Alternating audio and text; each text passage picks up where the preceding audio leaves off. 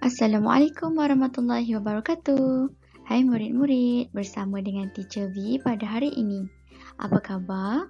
Teacher V harap semua dalam keadaan sihat dan sentiasa bersemangat untuk belajar secara online. Baiklah murid-murid, subjek kita pada pagi ini ialah Sains tahun 2. Kita akan mempelajari unit Bumi.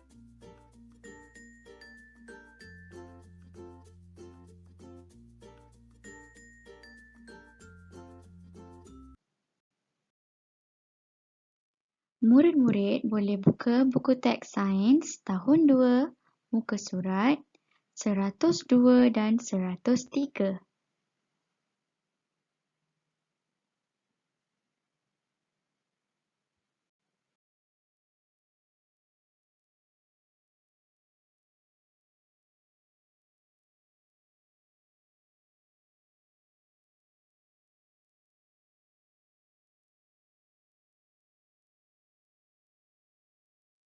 Sumber air semula jadi. Murid-murid, sumber air yang bersih sangat penting kepada kehidupan di bumi. Oleh itu, kita haruslah menjaga kebersihan sumber air kita. Sumber air semula jadi maksudnya di sini telah sedia ada. Ianya bukan dicipta oleh manusia, bukan dibuat atau dibina oleh manusia. Ianya telah pun sedia ada. Sebelum kita mempelajari topik kita dengan lebih dalam, mari kita tonton terlebih dahulu video yang teacher sediakan mengenai sumber air semula jadi.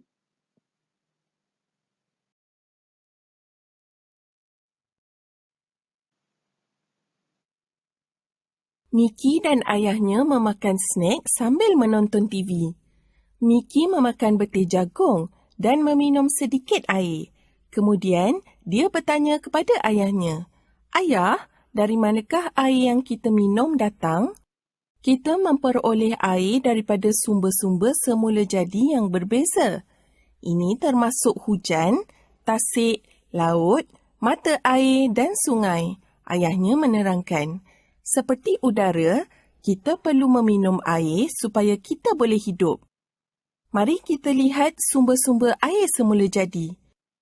Hujan datang daripada awan. Hujan adalah air yang jatuh semula ke atas daratan atau ke dalam lautan. Tasik adalah kawasan yang besar yang dipenuhi dengan air. Tasik dikelilingi oleh daratan. Laut adalah jasad air masin yang besar yang meliputi permukaan bumi. Mata air adalah tempat di mana air bawah tanah mengalir keluar ke permukaan bumi. Sungai adalah aliran air semula jadi. Sungai terbentuk apabila air daripada awan jatuh ke atas daratan.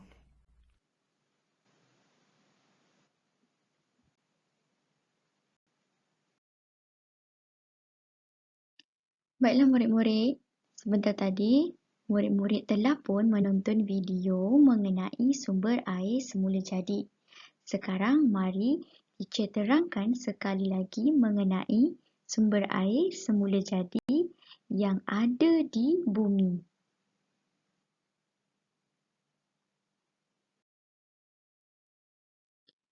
Murid-murid, antara sumber air semula jadi yang ada di bumi ialah hujan.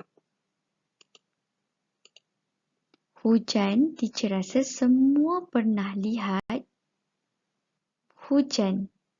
Hujan ialah titisan air daripada awan turun ke bumi sebagai hujan. Okey, titisan air. Okey, faham kan? Titisan air. Titisan air ni datangnya dari awan. Kalau kamu tengok, kan kalau kamu dongak ke atas, kamu akan lihat ada putih-putih tu kan. Itu ialah awan. Dia bergerak kan sebab ditolak oleh angin. Kadang-kadang bila hujan nak turun, kita boleh perhatikan perubahan pada warna awan. Selalunya bila hujan nak turun, awan akan berwarna agak kelabu ataupun kelabu pekat macam nak gelap tu kan. Okey, kemudian turunlah hujan. Titisan air daripada awan kemudian turun ke bumi. Itu kita panggil sebagai hujan.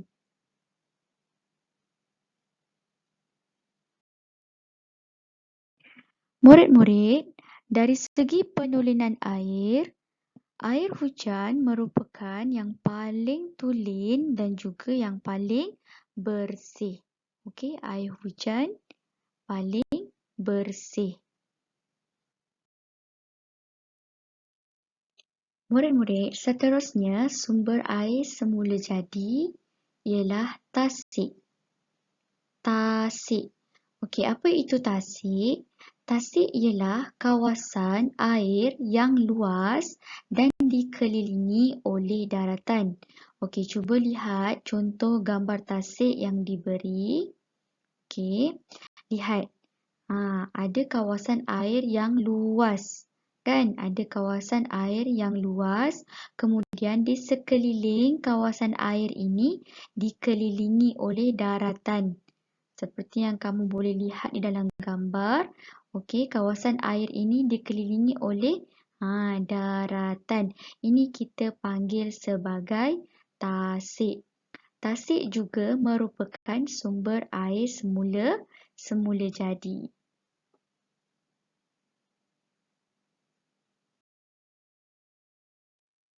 Murid-murid, sumber air semula jadi yang seterusnya ialah laut.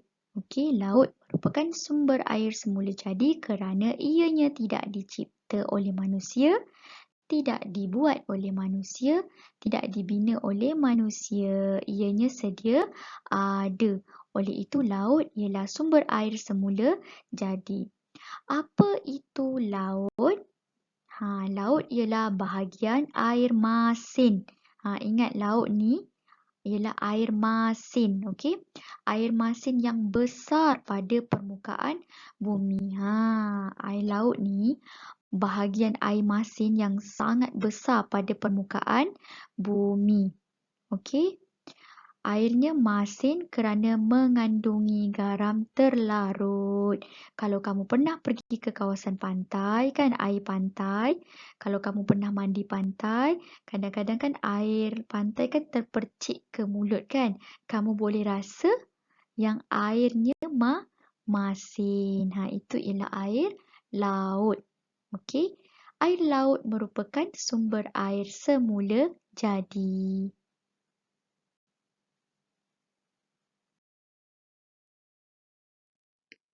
Murid-murid, sumber air semula jadi yang seterusnya ialah mata air. Mata air. Mata air ialah air bawah tanah yang keluar ke permukaan bumi. Okey, air mata air ialah air bawah tanah yang keluar ke permukaan bumi. Okey, cuba lihat ini contoh gambar air mata air. Okey, pada asalnya air ini berada di bawah tanah. Okey, air ini berada di bawah tanah. Kemudian air ini keluar ke permukaan luar. Keluar ke permukaan bumi, dia keluar. Kemudian ada di permukaan bumi. Ini kita panggil air mata air. Baiklah, air mata air sangat bersih. Dari segi penulinan air mata air ialah bersih. Okey, ingat air mata air ini ialah asalnya air yang berada di bawah tanah. Okey, dia berada di bawah tanah. Kemudian dia keluar ke permukaan bumi. Itu ialah air mata air. Air mata air ialah sumber air semula jadi kerana ianya sedia ada. tidak dicipta atau dibuat oleh manusia. Ianya telah sedia ada. Oleh itu, air mata air ialah sumber air semula jadi.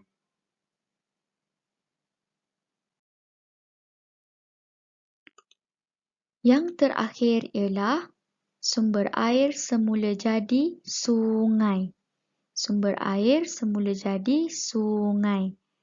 Teacher rasa semua pernah dengar perkataan sungai. Okey, apa itu sungai? Okey, sungai, mari kita lihat. Hujan turun ke bumi membentuk aliran air yang dikenali sebagai sungai.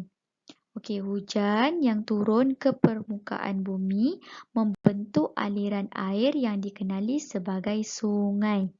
Okey, cuba lihat gambar ini, murid-murid. Okey, lihat gambar ini. Bayangkan dalam gambar ini turunnya hujan. Okey, hujan pun turun. Apabila hujan turun, air hujan akan jatuh ke bumi, akan jatuh ke bumi. Kemudian dia akan membentuk aliran air. Kan? Mengalir.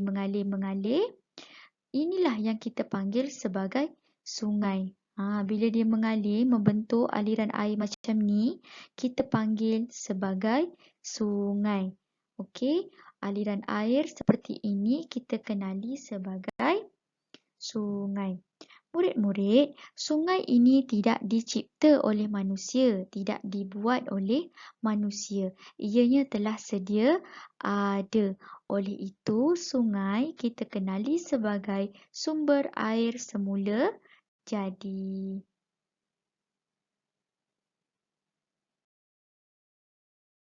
Sumber air semula jadi yang terdapat di bumi kita seperti hujan, sungai, tasik, laut dan mata air. Jadi murid-murid kena ingat ada 5 sumber air semula jadi yang ada di bumi kita. Apa dia? Yang pertama hujan, yang kedua sungai, yang ketiga tasik, yang keempat laut dan yang kelima mata air. Ada 5 sumber air semula jadi yang ada di bumi kita yang perlu murid-murid ingat.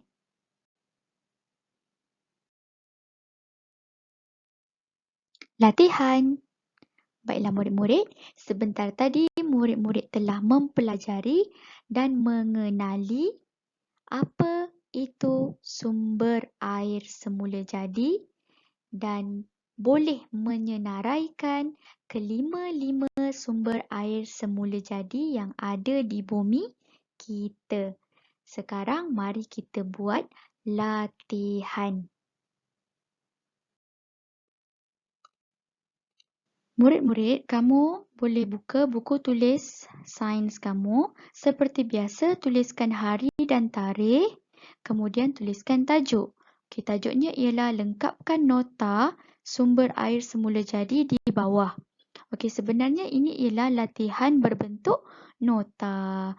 Okey, kamu boleh rujuk buku teks sains kamu. Okey, nombor 1, 2, 3. Okey, teacher dah senaraikan. Okey, hujan. Nombor 1 hujan. Okey, apa dia? Hujan tu apa? Okey, kemudian nombor 2 tasik. Tuliskan tasik itu apa? Boleh rujuk buku teks. Okey, muka surat yang kita dah belajar sebentar tadi. Yang ketiga pula ialah laut. Okey, laut ialah apa dia? Tulis. Dan jangan lupa gariskan jawapan. Dan yang seterusnya nombor 4 dan 5. Sama juga. Mata air, okey tuliskan apa itu mata air. Sungai, okey tuliskan apa itu sungai. Dan yang terakhir nombor 6. Apakah yang terjadi jika tiada air di bumi? Ini ialah soalan kebat, kemahiran berfikir aras tinggi. Okey, kamu boleh tulis apa pandangan kamu sekiranya tiada air di bumi. Apa yang akan terjadi? Okey? Sekian sahaja pembelajaran kita pada hari ini. Teacher harap semua faham dan ingat apa itu sumber air semula jadi dan apakah kelima-lima sumber air semula jadi kita. Okey, sekian sahaja, kita jumpa pada sesi kelas yang akan datang.